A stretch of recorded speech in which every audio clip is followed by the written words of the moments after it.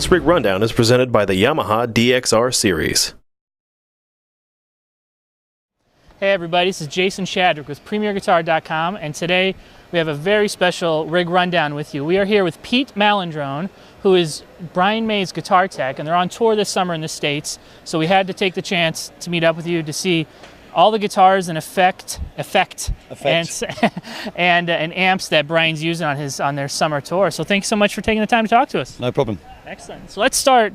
Now we're going to talk to Brian a little bit about old Red Special over here. Yeah. So we're going to skip over that for the moment, but let's keep going down the line and see what else he brought out. This is a copy of the Red Special made about 15 years ago by an Australian guy called Greg Fryer, and it's a very, very good spare. It's very, very close to the original. Just a couple of little differences with the way the pots are configured and stuff, but it's basically the same guitar. But obviously, he never wants to play that. He only plays that if he breaks a string.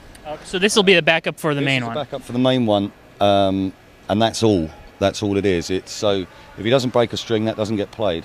So if you never see that guitar, everything's okay? Everything's fine. The string breakages are, we've had a couple, but we haven't, touched wood, we haven't had any for about 6 or 7 gigs. And so, what kind of strings is he using on the guitars now? Optima Gold. Optima Gold strings, yeah. Used to be Maxima, but... And what gauge? 9, so quite light. Used to be a bit lighter than that, but he used to play on 8s, but he was breaking a lot of strings, especially playing with a coin. Yeah. As you can imagine. Yeah. I mean, he holds the coin very, very, very lightly, and he drops them all the time.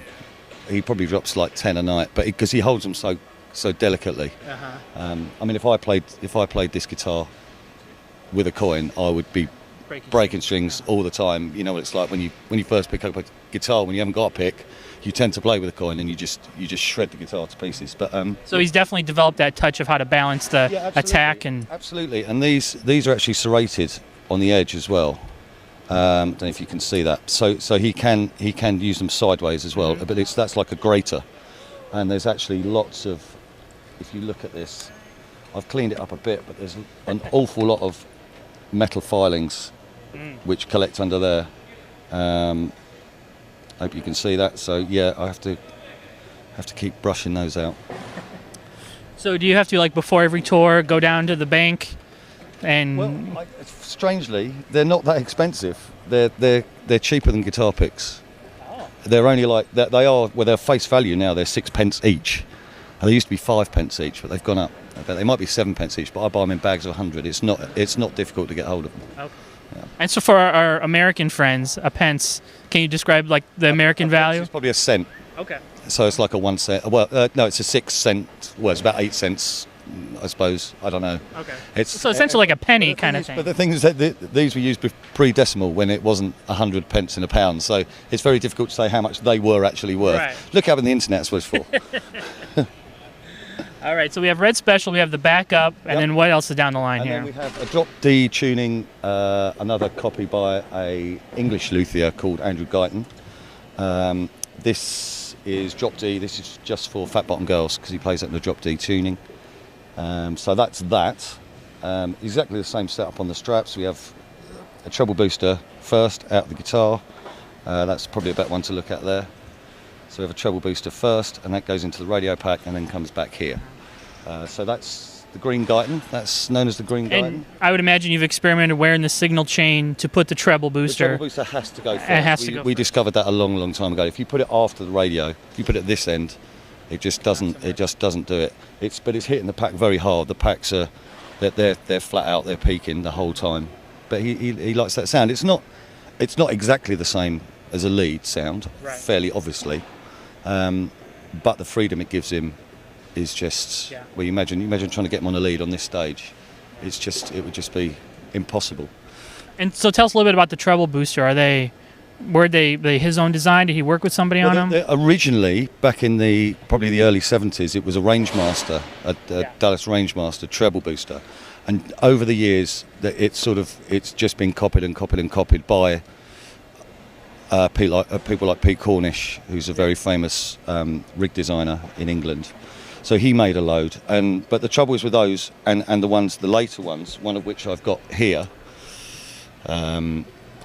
this is like a treble booster that you can buy. Yep.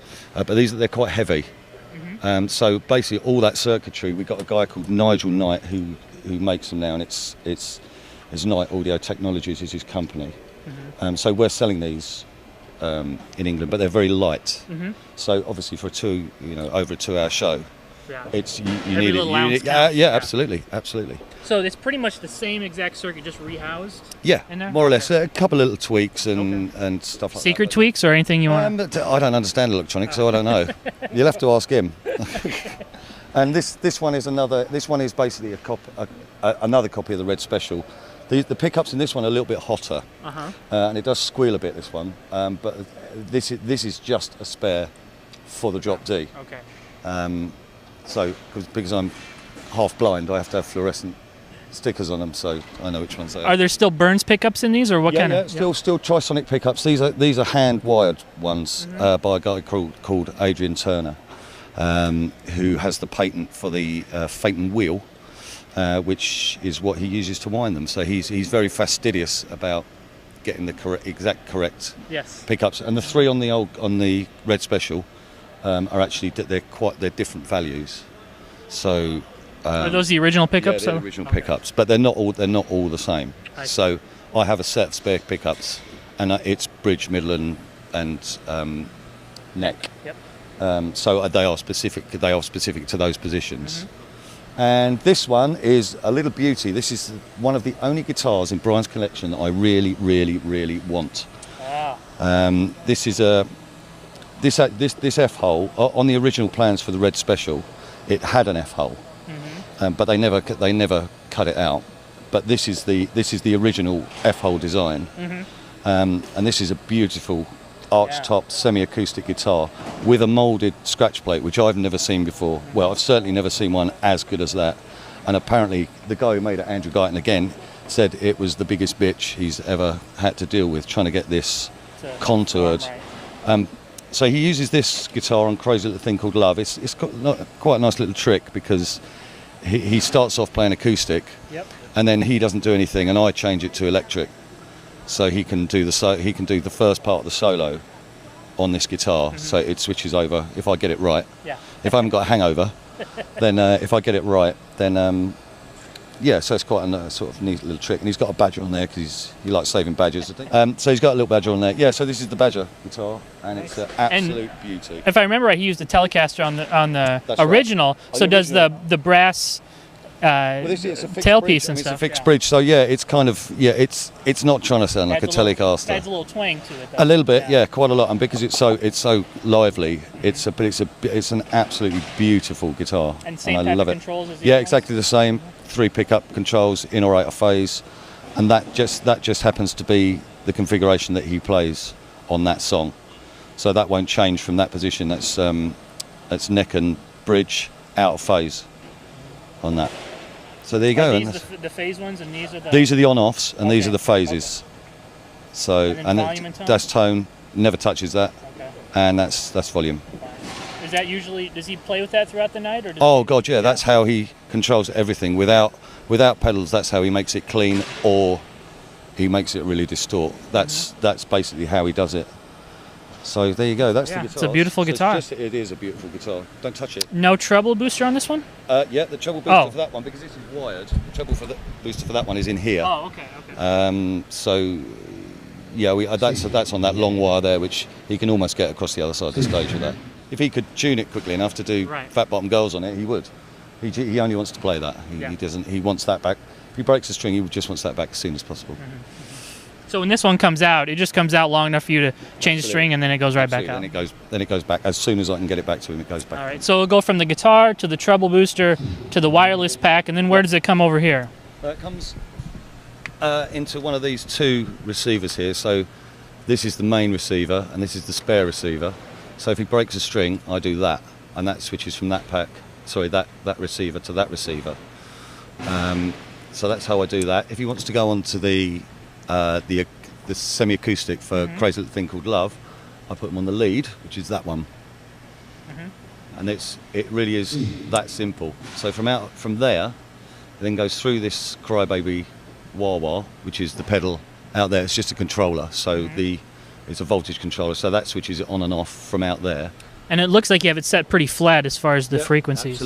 Absolutely flat. There's no EQ in there. It just said, yep, that's it. So it's all marked just where he likes it. And from here, it comes into this box, and this is my effects that I can, if I turn that on, I can mute the amps from here. Not that I ever need to do. Oh, I do need to do it a couple of times during the show, actually. But they're so noisy, these amps, when they're talking on stage or in rehearsals and stuff. I just sit here and I just mute them because it just saves everybody's ears. Yeah. So this comes in here, and then there's a send. There's one send which goes to this first TC Electronics G Major 2 box, and if that blows up, I do that, and it switches to the second TC Electronics box. They're all controlled by this box up here. Nigel Knight built this for me. And it's basically a MIDI switcher, just with 16 MIDI channels on it. And whichever effect that I press, both of the boxes change down here. So that's it. So I'm switching stuff all through the night. There's not a lot though. It's not 99% of the show, or 98% is on this setting here. The delay guitar solo that he plays in the middle, I would be on there. There's two slight little changes in Show Must Go On, which is pitch shifting. There's a guitar solo in Days of Our Lives, which has got a delay, same with Stone Cold Crazy. There's one note in Seven Seas of Rye, which I hit. There's also one note in I Want It All, which I hit. And this is just the crazy noises in the middle of Another One Bites the Dust. So there's no tap tempo, it's all already pre-programmed. Is there a click that the band is playing to? No click. No click. In fact, there's a sample on Days of Our Lives, which is playing, but there's no click track. No, it's all wild, which is how you want it to be. That's right. We don't like tape. No. It's proper band, proper old rock band, doing it the proper way. Yes. So the only thing we have on tape really is Fred. We have a bit of Fred. Fred turns up on tape. You know. So tell us also about the Avalon DI you have here. Is that for the piezo on the? That's for the piezo. Yeah, the piezo pickup on the Crazy Little Thing guitar. This box is just to stop it buzzing. It was buzzing between this and the rack. So this is an isolator box, which everybody should have in their toolkit. It's a marvellous device. You can buy them from Mike Hill Services in the UK, and every guitar tech in the world should have 5 of those. Right. They get you out of all sorts of problems. All right, now that we've finished talking about these other guitars, let's sit down with Brian May and talk to him about the Red Special. And we are backstage with the one, Brian May, and his main girl for a long, long time, Red. So we wanted to have you discuss a little bit about your main guitar here. So tell us a little bit about when you first started to build this guitar. Was it something that you wanted to just build a guitar, or were there certain things that the guitars at the time you were playing didn't have that you needed? The basic thing was I didn't have any money, so I couldn't buy any of those guitars. So I could look at them in brochures, you know, the Fenders and the Gibsons or whatever, even the Hofners, who were the sort of English copies, emulations of those, and I couldn't afford any of them. So it was like, make a guitar, and that's the only way. Yeah. So that was it. Having taken up the challenge, it was, let's make something better than anything that's ever been out there, you know, because both me and my dad had that kind of attitude. If it's worth doing to the max, you know. So it became a challenge to try and take the guitar a step forward. And in some ways I think we succeeded, partly by luck, partly by good design, but you know, there's a lot of things about this which became standard later on, which were our ideas. So I'm pretty proud of what we did, out of bits and pieces. As you know, it was made out of all sorts of stuff that was just lying around. I'm actually shocked myself that it's still here. And it's been around the world I don't know how many times now, you know, but she still works. And, you know, with very little maintenance really, except a bit of refinishing by Greg Fryer a few years ago. But yeah, it's never been refretted. I've never had to take the tremolo off to do it. I've never had to replace, well, we replace rollers when they fall off, but never had to replace the unit. So here it is. And after you'd built this, you feel like you kind of obviously got it right the first time. Did you ever aspire to build more guitars, or once you finally perfected this, you were like, that's it? Yeah, well, I didn't have time. That's the truth after that. But yeah, we designed a couple of others, one of which was a kind of lozenge-shaped guitar, which actually Andrew Guyton has made for me now. It's kind of spade-shaped, which is fun. It's sort of the opposite to the thing that Brian Jones used to play. You know, the spade's the other way around. That works pretty well. And actually, originally I designed this with an F-hole and you know, like a proper semi-acoustic, but I never got around to doing that, and it was too difficult, to be honest, with the technology I had, because it was all hand tools. But recently Andrew Guyton made us one of those. Did you see that? Yeah. An arch top, which is beautiful, and it has a pickup in the bridge, so it sounds pretty authentic, acoustic. No, this is the only guitar really that I made and functioned with, and it became a part of me. What, looking back now, you have all these years of hindsight. Obviously, the decisions you made designing worked, but was there anything that you're like, looking back, you know, had I known something now, I maybe would have tweaked this a little bit with maybe a electronics or a bridge setup or something like that? No, there isn't really. It had a few tweaks along the way, but really nothing radical. I mean, for instance, I changed the polarity of these pickups so that these two would humbuck when they were in the position that I usually use, when they're in series, in phase. And I arranged it so that when these two were out of phase, they humbuck, which is something pretty unusual. But that's because I use them out of phase a lot, like in the Bohemian Rhapsody solo. So these humbuck in that position. So that entailed turning, I forget which one, turning one of these upside down and changing the polarity. Apart from that, you know, there's been so little ever done to this. You know, most of the decisions I would stick by now, the fact that we've got pretty much zero friction here because of the rollers, we've got pretty much zero friction here because the strings go almost straight through, which is very unusual, laterally and vertically, and they're located vertically by the 0 fret.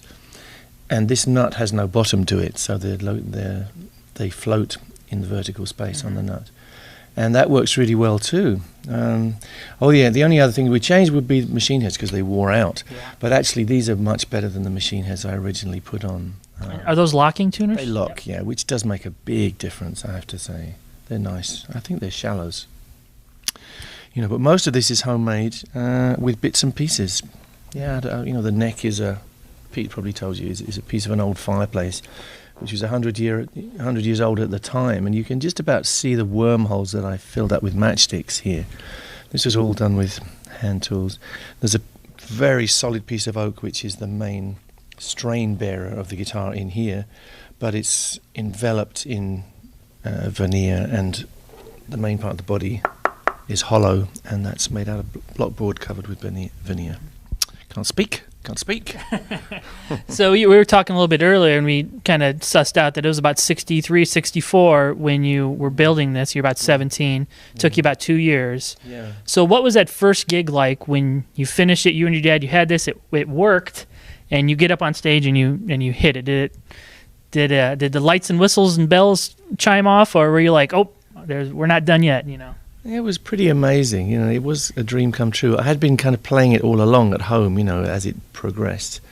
But I think the first time it was ever used was at Molesey Boat Club, which is on the banks of the Thames somewhere near Putney, in England. And my group was 1984, and I got up and played it, and it was amazing. It was quite stupendous, and that became my instrument from that day forward. It worked. We were, you know, a lot of our dreams came true, and still does. And so we have obviously the selectors down here for on and off and out of phase. What are some of your favorite settings for this, or some favorite solos when you're playing live? Well, these are the on-off switches here, off, on, for this pickup, that pickup, and that pickup, and these are the phase switches, as you say. That was an innovation. Nobody had done that at the time, and very few people have now, actually, in fact. A few people took up the design. Basically, my favourite home bass is these two in phase. So it's those two are down and those two are down. This is off. That gives me my basic sort of a great chord sound with the AC30s, and also quite a bit of fatness. Great for soloing. It's great for almost everything, depending on where the volume control is. And of course, the AC30s with the treble booster, as I use them, are kind of infinitely variable as regards saturation. They distort incredibly beautifully, smoothly. So I can find little positions on here where the chords are still clean, but it will sustain. So this is a nice configuration. These two together is fat, very kind of plummy, and I use that just for the very beginning of Bohemian Rhapsody when it's live here. But I very quickly flick them out of phase for the solo, and that gives this real screech, because that's this position. These two down, so these two pickups are on. One's down and one's up. There's a redundancy. I mean, they can be like this or they can be like that, which may make a difference in some places. Yeah, but they're out of phase and they're humbucking, so there's not too much extraneous noise, which can be a real problem, as you probably know. And they scream. I mean, you just hit them. It obviously helps if you hit somewhere down here, but basically you get such a high cancellation of the fundamental and such an enhancement of those high harmonics that it screeches, it just screams. So all these harmonics will just zoom out without much encouragement. You can encourage them as well, but it gives me that lovely kind of I don't know if I can even describe the sound, but it gives it that that Bohemian Rhapsody solo sound. Yeah. I guess. These two out of phase give a real kind of crunch. Now, logically, they should give you the most harmonic content in a way, because they're furthest away, and therefore their harmonic content will be the most different. And I use that for Stone Cold Crazy because it's just harsh, and it gives. Strange enough, it does have a low end too. It has a kind of brown warmth to it as well, which is really good. So if I normally play with the heel of my hand on here, so if I damp it a little bit, that warmth will come out, and it's surprisingly good for soloing. So I use all these combinations. I use this one on its own for just a clang. You know, this gives you a lovely, rich, kind of uncoloured sound. So if I want chords to clang out, like in Now I'm Here, this is what I'll use, and then I can switch this one in if once I'm doing the main riff. These two in phase, I don't use very much. It gives you a kind of a sound a bit like a Gibson 335, you know, that sweetness, which some of the blues players have liked, and I occasionally like it, but it's not me. It's too sweet for me. Just has a strange feeling to it. And these two out of phase, yeah, not very often. It doesn't really occur to me to use that. But one day you'll find the right situation. I mean, I deliberately used every single combination when we were recording Bohemian Rhapsody, just for fun, you know. So every time you hear there's octaves and stuff, and I used every single combination for those, just to get the maximum amount of variation of colour. And this is still, to this day, Pete was mentioning that, you know, 98% of the show is on this guitar, unless you break a string, or you need something for like a drop D tuning for a song. Drop D is one thing, and acoustic is another thing. But apart from that, yeah, it's this guitar. Yeah. Also, a unique part of your style is instead of a traditional guitar pick, you use a 6-pence coin. So tell us a little bit about how you kind of stumbled upon this and what you dig about it over a traditional guitar pick. Well, I went through a whole journey, really. I used to make very flexible picks because I thought that was the way to sort of become kind of fluid and fast or whatever, because it wouldn't affect the way you move your fingers backwards and forwards. And I found I didn't like it. I found I liked it, the harder picks, because I could feel more of the action in my fingers. And so one day, I suppose, I just tried this because I thought, well, this will give me absolutely everything that happens at the string I will feel in the fingers. So this is giving me zero flexibility, but in fact I get all the flexibility I need from here. So I love this. To me, I feel everything. I'm in total contact with the strings. There's nothing that happens. I can even feel the serrations as it goes like this. I can feel it in my fingers. So, and you're not holding it very tightly, right? I hold it loosely so that it can flex, and so you get all the flexibility you need. But it gives you variation as well, because if it's very parallel to the strings like this, it's very clean, very nice, you know, and the single note is just, you know, but if you angle it like this to varying degrees, it gives you this kind of splutter, which in combination with the heel of the hand gives you almost the same kind of articulation as a human voice. I love that ability to make it kind of splutter. It's a kind of consonant sound, you know. They don't wear out. They don't hurt the strings because this is softer metal than steel. This is like nickel silver. And they last forever. And I have 1,000 of them. And they're very cheap. So this to me is the ultimate, you know. Also, they don't get stuck in the string. You know, a lot of plectrums that have a lot of point to them, you're sort of getting stuck under the string. This will never do that because it's round. So you can keep. So my hands are always doing this. You know, I think the secret of playing rhythmically is keeping this going. You know, you're not supposed to be doing this kind of thing. You know, except in rare occasions for certain effects. Most of the fluidity comes from doing this, and this is ideal. And how long have you, since you converted and found this and have only used sixpences? Oh, years, yeah, 40 years, I suppose, yeah. Yeah, they're easy to come by. You know, I mean, a dime will work as well, pretty much. Quarter will kind of work, but a dime is probably good. But the tone is the best with the sixpence. I think a sixpence is good. Like pre-1950 sixpences are pretty good because they have a different composition. They went downhill after that. Yeah, well, the composition was changed after that. They cheapened the composition after that. But 1947 is a particularly good year, obviously. 'Cause that's my year, man.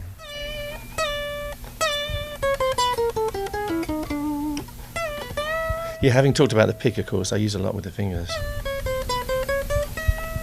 So the pick is good, but, you know, the fingers are still pretty damn good. You can hear the serrations on there.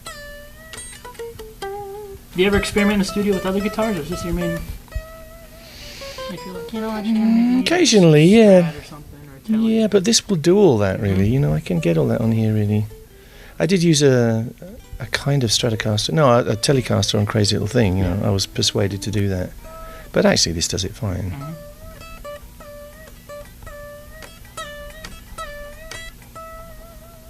Well, thank you so much, Brian, for taking the time to talk to us. Thank you. Let's shift gears and catch up with Pete to find out about Brian's amps. Here we are with the wall of Vox. So tell us a little bit about how Brian is setting this up and why the amps are turned the way they are. And they're turned the way. It's not a very deep stage because all this scenery and stuff. When they were more face on, they were straight in his back, and he just didn't like it. This carpet, it's not aesthetic. It actually stops the rebound as well off a stage like this, and it's a hollow stage, so we have to stop the nasty reflections. Also, a job I haven't done today is when Brian's playing up there, I have to put a blanket over this because it hits that and goes up there and sounds horrible. So there's a lot of reflections that I'm trying to stop. Obviously, I'm trying to protect Roger here as well from the back of the amp, which is why we have a perspex screen on here. So basically the top three are, as most people know, they're dummy. They're not dummy cabinets. They carry all my spare speakers. But it's always looked like this. So it has to look like this. These are three spare amplifiers in case any one of these three blow up, and I can just throw those out the way, lift that one down. I have two more spares here, and these three amps are all the same. These are like sort of early 70s, but they've all been slightly modified. All of these amps are slightly modified. These ones heavily modified. A good few years ago, I just wanted all the circuitry that wasn't needed taken out, because it just improves reliability. One thing we didn't look at there was the power supply. I have a power supply in the bottom of that rack, which gives me 234 volts at 50 hertz, which is exactly what these want to see anywhere in the world. So if you give me your silly American girly power, then I can make it I can make it right. I can make it man's power. Yes, stuff that will kill you if you touch it. None of this 110 rubbish. So yeah, I can get these. I can give these exactly what they want, and it does bring the reliability up a lot. These were actually built for the We Will Rock You theatre show by, again, Greg Fryer. He also does amp stuff, and they've just proved they're very reliable, but they sound very, very nice. They sound very, very warm, but they're just very pleasant sounding amps. So I have three of these at the moment. I could do with another three really, but maybe one day I'll get around to those. But these are close enough. You wouldn't, with the volume he's playing at, you can't tell the difference between that amp and that amp. I can tell you now. You cannot tell the difference. So all three of these amps are getting the same signal. No, the center amp is straight through the rack, so there's no effects on the center amp at all. The wet stuff on the wet stuff is all wet on the left and right. So when he's playing the Brighton Rock solo, which has got an 800 800 millisecond delay and a 1600 millisecond delay. He gets the original signal out of there. Then he gets that one 800 milliseconds later. Then he gets that one 1600 milliseconds later. So it goes dunk, dunk, dunk. Yeah. And it's the same out of the, he's got all these side fills are for guitar. So we have one here, Yep. right here behind us. We have two under there, and we have the two on the side here. So when you stand in the middle, it's an amazing sound because you hear it behind you, then to the left, and it's just an amazing. So the side fills are mimicking the amp setup. Yeah. There. Yep. Yeah, that's it. And he has a bit of bass guitar in there and a little bit of snare and kick in the front, and that's it. Now on the amps themselves, is he setting them up differently between the three? Or are they all They're all as the far? same. They're all the same. They're all flat out. Yep. So they're flat out. All the tone controls are off. The cut's fully up, and the master volume is fully up. So it's really easy to set, and you just do that with every single control. You set the volume, which you turn flat out, and it goes in the normal input. And you mentioned these up here are housing your extra speakers. Is Yeah. it common for him to go through speakers? Or? Speakers, yeah, he blows quite a few speakers. Again, touch wood, we haven't had an amp failure or a speak failure or anything so far. I think it's down to, a lot of it's down to that power supply, keeping it all so smooth. I mean, these poor little things are hanging on for dear life, you know. They're like that by their fingernails, waiting to go bang. But they're slim and trim. They got the excess stuff out of there, and Yeah, they're absolutely. Yeah, and high quality valves as well. I mean, that's tubes. Yeah, sorry, tubes. Yeah, whatever you call them. A tube's something we ride in London. You see, that's yeah. So yeah, the valves are tubes. Sorry, they're very high quality. They're blast tested for a long time. A lot higher input than they would get in this. But they're blast tested at that for like a day. If they survive that, I get them. Okay. So yeah, and I've got a big box full of tubes. Yeah. All right, so we've covered everything from the sixpence to the guitars, the effects, the amp setup here. Are there any other secrets that we need to share for Brian May's tone? No, there is no secret. Everybody asks me that. What's the secret? Paul Crook, who plays in Meatloaf Band, who's a very good friend of Brian's, came down the other day. He is an absolutely brilliant guitar player. He picked up Brian's guitar. Brian said, "Play this," and he's an amazing guitar player. He didn't sound anything like Brian. Nothing like Brian. Yeah. Through his rig, his guitar, and he sounded nothing like him. He doesn't. Nobody does. No, nobody can sound like Brian. But Brian, I've said it before and I'll say it again. If Brian picks up a shitty $50 acoustic guitar, he sounds like Brian May. Right.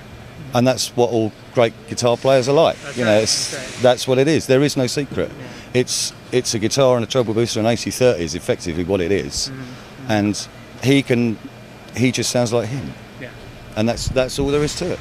Absolutely. You missed the Oh, pedal. let's You go. missed the only thing Sorry. Brian has to do for himself. Come on, give him some credit. All right, so Brian has one important job here, Yeah. and that's just rocking this pedal Yeah, back and forth. rocking that pedal. All right, Pete, thank you so much for taking us on Pleasure. a tour of Brian's rig. Absolute pleasure. Next time you come, bring me a T-shirt, will you? Will do, will do. Okay. This is Jason Shadrick and Pete Malandrone with PremierGuitar.com.